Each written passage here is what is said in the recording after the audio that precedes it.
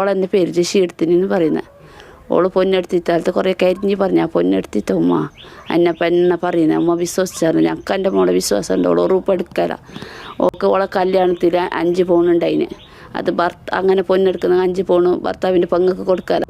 പിന്നെ ഓള് ചെല്ലി മുസാഫ് പിടിച്ച് ഞാൻ പൊന്നെടുത്തിത്താ ഞാൻ മരിച്ചോ. അപ്പോൾ മരിച്ച് ഞങ്ങൾക്ക് എന്തൊക്കെ അയിഞ്ഞവിടെ വന്ന് അയിഞ്ഞ് നല്ലോണം ജോറാക്കിന്. എൻ്റെ പേര് ജസീല. ഞാനെന്തായാലും ചെയ്യാത്ത തെറ്റിൻ്റെ പേരിൽ കുറേ ശിക്ഷ വയ്ക്കുന്നുണ്ട്. എൻ്റെ ഫ്രണ്ടിൻ്റെ ഉമ്മാൻ്റെ ഗോൾഡ് മിസ്സായിന്. അത് ഞാനെടുത്തു എന്നാ പറയുന്നത്. ഞാൻ എടുത്തിട്ട് പോലും കറിയത്ത് പോലും അങ്ങനത്തെ ഒരു സ്വർണ്ണം ഉള്ളത് പോലും. അസ്സലാമു അലൈക്കും. കാസർഗോഡ് നടുത്തടക്ക സ്വദേശി ജസീല എന്ന് പറയുന്ന 24 വയസ്സ് മാത്രം പ്രായമുള്ള സഹോദരിയുടെ മരണം കേരള മനസാക്ഷിയെ ഞെട്ടിച്ച ഒരു സംഭവം തന്നെയാണ്. പൊതുവെ ഒരു മോഷണക്കുറ്റം അല്ലെങ്കിൽ ഒരു ആരോപണമാണ് അവരെ മരണത്തിലേക്ക് നയിച്ചത് എന്ന് നമുക്ക് പറയാമെങ്കിലും അതിന് പ്രധാനപ്പെട്ട കാരണം ശരിക്കും പറഞ്ഞാൽ അതല്ല എന്നുള്ളത് തന്നെയാണ് യാഥാർത്ഥ്യം. അവരുടെ മരണത്തിലേക്ക് നയിക്കാനുള്ള പ്രധാനപ്പെട്ട ഒരു കാരണം ഭർത്താവിൻ്റെ ഉമ്മയും അതുപോലെ തന്നെ ഭർത്താവും അവരുടെ കുടുംബക്കാരും ഒന്നടങ്കം ഈ സഹോദരിയെ വിശ്വസിച്ചില്ല എന്ന് മാത്രമല്ല തള്ളിപ്പറയുകയും ചെയ്തു എന്ന് പറയാണ്. ആ കുറ്റം മേൽക്കാൻ വേണ്ടിയിട്ട് ആ സഹോദരിയെ അവർ നിർബന്ധിക്കുകയും ചെയ്തു. എന്തെല്ലാം യാതനകളാണ് ആ സഹോദരി സഹിച്ചത്. ഖുർആൻ തൊട്ട് ഞാൻ സത്യം ചെയ്യാം, ഞാൻ അത് എടുത്തിട്ടില്ല എന്ന് പറഞ്ഞിട്ട് പോലും അതൊന്നും വകവെക്കാതെ കുറ്റം ഏറ്റുകൊള്ളാനും അങ്ങനെയല്ല എങ്കിൽ ഇവിടെ നിന്ന് ഞങ്ങൾ പുറത്താക്കുമെന്നാണ് ഭർത്താവിൻ്റെ ഉമ്മയടക്കം പറഞ്ഞത്. ആ ഒരു മനോവിഷമം തീർച്ചയായിട്ടും നമുക്ക് ഒരിക്കലും അത് ആലോചിക്കാൻ പോലും പറ്റുകയില്ല. കാരണം അവരുടെ ഒരു സപ്പോർട്ടും അതുപോലെ തന്നെ ഒരു സഹായവും ഉണ്ടായിരുന്നെങ്കിൽ ജസീല എന്ന് പറയുന്ന സഹോദരി ഇപ്പോഴും ഇവിടെ ജീവിച്ചിരിക്കുമെന്ന കാര്യത്തിൽ എനിക്ക് യാതൊരു തർക്കവുമില്ല. ആ ഒരു കാര്യം അവസാന വീഡിയോയിൽ താൻ നേരിട്ട യാതനകളും അതുപോലെ തന്നെ ഇവരുടെ ക്രൂരതകളും എല്ലാം തന്നെ ശാരീരികവും മാനസികവുമായ രീതിയിൽ അവരെ തളർത്തി എന്നുള്ളത് തന്നെയാണ് സത്യം.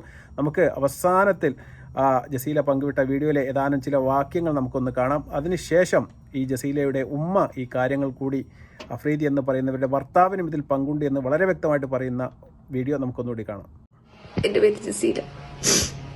ഞാനെന്തായാലും ചെയ്യാത്ത തെറ്റിൻ്റെ പേരിൽ കുറേ ശിക്ഷ വയ്ക്കുന്നുണ്ട്. എൻ്റെ ഫ്രണ്ടിൻ്റെ ഉമ്മാൻ്റെ ഗോൾഡ് മിസ്സായിന്. അത് ഞാനെടുത്തു എന്നാ പറയുന്നത്. ഞാൻ എടുത്തിട്ട് പോലും കറിയത്ത് പോലും അങ്ങനത്തെ ഒരു സ്വർണ്ണം ഉള്ളത് പോലും. എൻ്റെ പേരിൽ എന്തൊക്കെയോ ഞാൻ ഏതൊക്കെ ചെക്കന്മാരൊക്കെ കോഴിക്കോട് പോയിട്ട് റൂം എടുത്തിട്ട് അങ്ങനെ എന്തൊക്കെയോ ആരോപണം പറഞ്ഞു നടക്കവര്. ഹസ്ബൻഡിൻ്റെ വീട്ടുകാർ എല്ലാവരും അറിഞ്ഞില്ല കാര്യം. എൻ്റെ വീട്ടിൽ ആർക്കും സമാധാനമില്ല. എല്ലാവരും മരിക്കേണ്ട അവസ്ഥയില്ല. എൻ്റെ ഫ്രണ്ടും അഫ്രീദിൻ്റെ ഉമ്മ അപ്പ അവർ വീട്ടുകാരെടുക്കാതെ എന്നെ നാണം കെടുത്തിട്ട് പറഞ്ഞിട്ട് 2 പേര് ഇവിടെ വന്നിട്ടുണ്ടായി. അവരെന്തൊക്കെയോ അനാവശ്യം പറഞ്ഞിട്ട് പോയി. എൻ്റെ സത്യം ആരും വിശ്വസിക്കുന്നില്ല. ഞാൻ റിട്ടേൺ കംപ്ലൈൻറ്റ് എടുക്കാന്ന് വിചാരിച്ചാൽ അതൊരു പോലീസ് സ്റ്റേഷനിലത്തെ ആൾക്കാർ അതിന് സമ്മതിക്കണമില്ല. അവർ നിന്റെ ഭാഗത്ത് തന്നെ പെട്ടെന്ന് പറഞ്ഞിട്ട് എന്നെ റിട്ടേൺ കംപ്ലൈൻറ്റ് എടുക്കാൻ വരെ സമ്മതിക്കണില്ല. എൻ്റെ മരണത്തിന് ഉത്തരവാദി ഇവരൊക്കെയാ. എൻ്റെ ഹസ്ബൻഡും ഉണ്ട് അതിന് പങ്കാളിയായിട്ട്. ഹസ്ബൻഡിൻ്റെ ഉമ്മ ഞാനധികം ജീവിച്ചിരിക്കില്ല.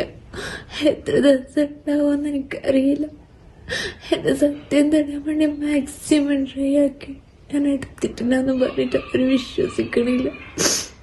ഇവർക്ക് ശിക്ഷ കൊടുക്കണം. നിങ്ങൾ ജനങ്ങൾ എന്നെ കൊടുത്താലോ എൻ്റെ ഉപ്പാക്കും ഉമ്മാക്കും ഞങ്ങൾക്കൊരു സമാധാനം ഉണ്ടായിട്ട് അവരെ വിഷമിപ്പിച്ചോണ്ടെന്ന് ഇതിന് എല്ലാവർക്കും അറിയാൻ അനുഭവിക്കുന്നുണ്ട്.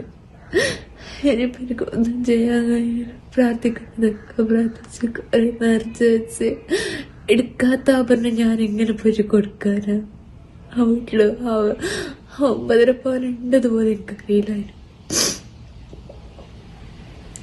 എൻ്റെ ഒരിടത്തിൻ്റെ ഐഷ ബെഞ്ചിക്കോട് കോളനിയിലെ അവിടെയുള്ള ആൾക്കാർ എൻ്റെ ഹസ്ബൻഡിൻ്റെ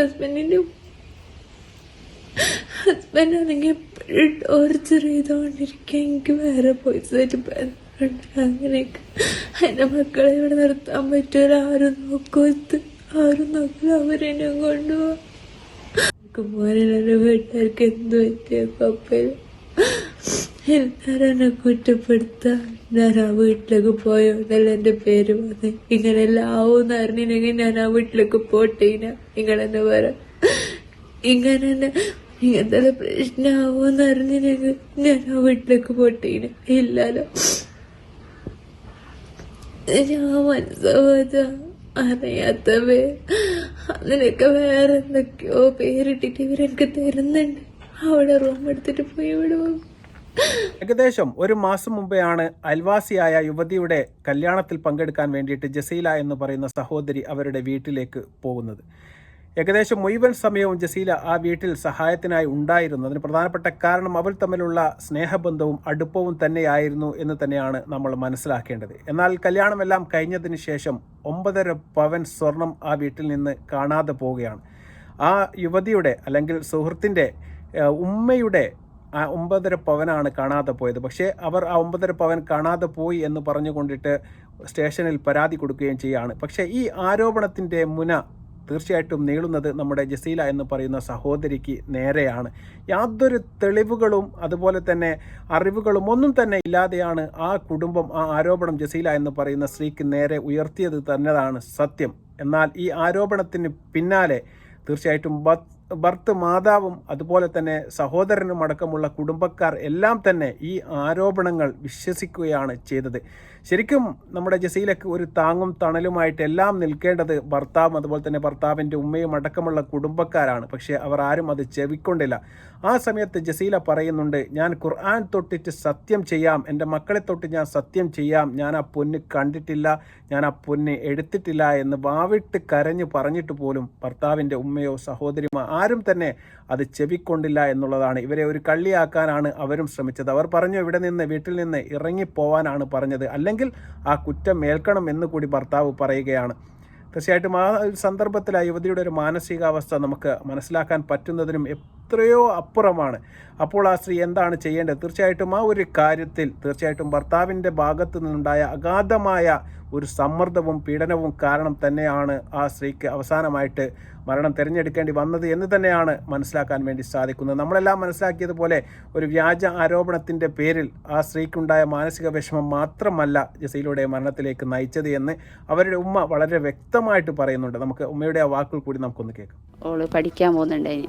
പഠിക്കാൻ പോകുന്നിടത്തിന് അവളെ ഫ്രണ്ടിൻ്റെ വീടേക്ക് പോയി, അഫ്രീദിൻ്റെ വീടേക്ക്. അഫ്രീദിൻ്റെ ഉമ്മയാണ് അവളെ കൂടുതൽ വിളിച്ചിന് ഫോണ്. ബാബാത്ത് വിളിച്ചുകൊണ്ടിരിക്കുമ്പോൾ പോയി.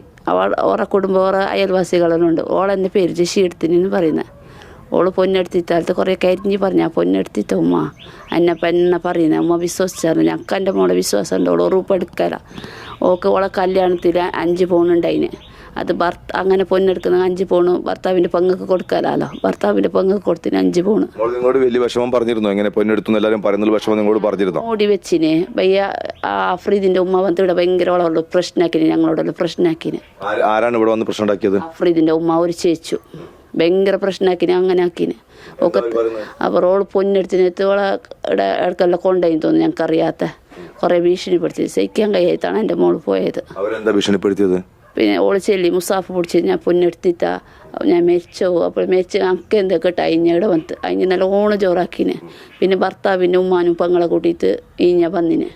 എന്നിട്ട് ഭർത്താവിൻ്റെ ഉമ്മ പുതിയാപ്പിളിൻ്റെ ആധാര കാർഡ് ഐഡൻറ്റി കാർഡെല്ലാം കൊണ്ടുപോയി പുള്ളറെ DNA ടെസ്റ്റ് എടുക്കണമല്ലേ. ഇത് ഓറപ്പുറപ്പുറം പ്രശ്നമായി. എൻ്റെ മോനിക്ക് ഗൾഫിന് എല്ലാവർക്കും ഒന്ന് വിളിച്ചിട്ട് എന്തെല്ലാം പറഞ്ഞിന്. സഹിക്കാൻ കഴിയായിട്ടാണ് എൻ്റെ മോള് പോയത്. ഭർത്താവിൻ്റെ കുടുംബം ഇവരെ കുറ്റപ്പെടുത്തുന്ന അവസ്ഥയിലായിരുന്നു ഉണ്ടായിരുന്നത്. ഭർത്താവിൻ്റെ പെരക്കാർ ഓറൊക്കെ നിന്ന്, ആ പൊന്ന് കാണാനായ പെരക്കാരൊക്കെ നിന്ന്, ജസീലാനൊക്കെ നിന്നിട്ട് ഞങ്ങളൊക്കെ നിന്നിട്ട് ഞങ്ങളെല്ലാം വിളിച്ചിട്ട് തെറി പറഞ്ഞിന്. ഭർത്താവും പറഞ്ഞിന്. ഭർത്താവിൻ്റെ പെരക്കാർ ഞാൻ ചെല്ലി ഒരിക്കൽക്ക് പുള്ളർ തെറ്റല്ലേ, സത്യാവസ്ഥ അറിയണം, അതും കേട്ടിത്തോറ് ഓറയിലേക്ക് നിന്ന്. എന്താണ് പോലീസിൽ എവിടെയൊക്കെ പരാതി കൊടുത്തിട്ടുണ്ട് നിങ്ങൾ? പോലീസുകാർക്ക് പരാതി കൊടുത്തിന്. ഇത് പൊന്ന് കട്ടാൾ അറിയണേ വേണം. എൻ്റെ മോള് പോയില്ലേ, അതറിയാൻ 2 പിള്ളേരെ കാണാൻ ബേജാറാണ്. ഉമ്മാലത്ത് കൂക്കുന്നു. രാത്രി ഉറങ്ങിയിട്ടക്കടാക്ക ഉമ്മാലത്ത് വിളിക്കുന്നത്. ചെറിയ കുഞ്ഞല്ലേ. അത് പൊന്ന് കട്ടാൾ എങ്ങനെ അറിയണം? അഫ്രീദിനെ വിടാനും കഴിയില്ല, അഫ്രീദിൻ്റെ പെരക്കാർ വിടാനും കഴിയില്ല.